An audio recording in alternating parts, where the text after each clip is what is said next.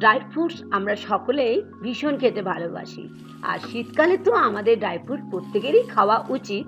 তবে আজ আমি আপনাদের সাথে শেয়ার করব অ্যালমন্ডের একটা নতুন রেসিপি, অ্যালমন্ড ক্যান্ডি, যেটা বানানো ভীষণ সহজ। মাত্র দুটো উপকরণ দিয়ে বানিয়ে নেব। তাহলে চলুন শিখে নিই।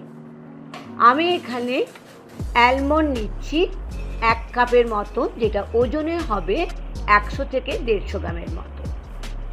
অ্যালমন্ড আমাদের প্রত্যেকেই আমরা জানি শরীরের জন্য খুবই ভালো, আর আমরা সকলেই খেয়ে থাকি। তবে আজ আমি একটু অন্য রকমভাবে শেখাবো।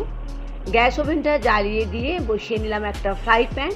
সেখানে দেখুন আমি এটাকে ড্রাই রোস্ট করছি 1 থেকে 2 মিনিটের মতো। ফ্লেমটা অবশ্যই একদম কমানো থাকবে। ঠিক এরকমভাবে আমি এটাকে ড্রাই রোস্ট করে নিচ্ছি। এখন আমি একটা প্লেট নিয়েছি, এখানে এটা ঢেলে নিলাম। ফ্রাই প্যানটা বেশ ভালো করে আমরা টিস্যু পেপার দিয়ে পরিষ্কার করে নিচ্ছি।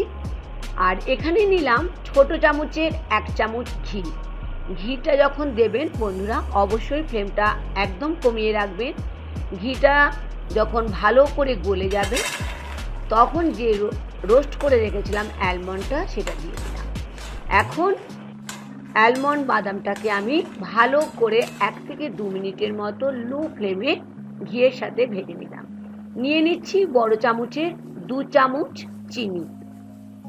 আমি এখানে যে চিনিটা ব্যবহার করছি, এটা নর্মাল যে চিনিটা আমরা খাই সেটা নয়, এটা অর্গানিক চিনি, যেটা শরীরের জন্য ভালো। চিনিটা দেওয়ার পরে লো ফ্লেমে আমি এটাকে বেশ ভালো করে ক্যারামেলাইজড হওয়া পর্যন্ত মিশিয়ে নিলাম। আর নিয়ে নিলাম 1 চামচ বড় চামচে সাদা তিল, যেটা আগে থেকে আমি রোস্ট করে রেখেছিলাম। ভালো করে মিশিয়ে নিয়ে একদম শেষে নিয়ে নিলাম 1/4 চামচ দারুচিনি পাউডার। যদি আপনাদের কাছে দারুচিনি পাউডার না থাকে, এলাচও দিতে পারেন।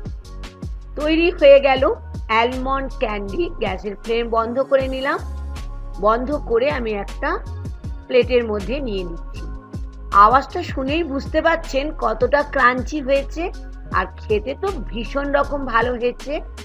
অবশ্যই এটা বানিয়ে শীতকালে নিজেরাও খাবেন, বাচ্চাদেরও দিতে পারেন। আমি একটা খেয়ে দেখি কিরকম হয়েছে।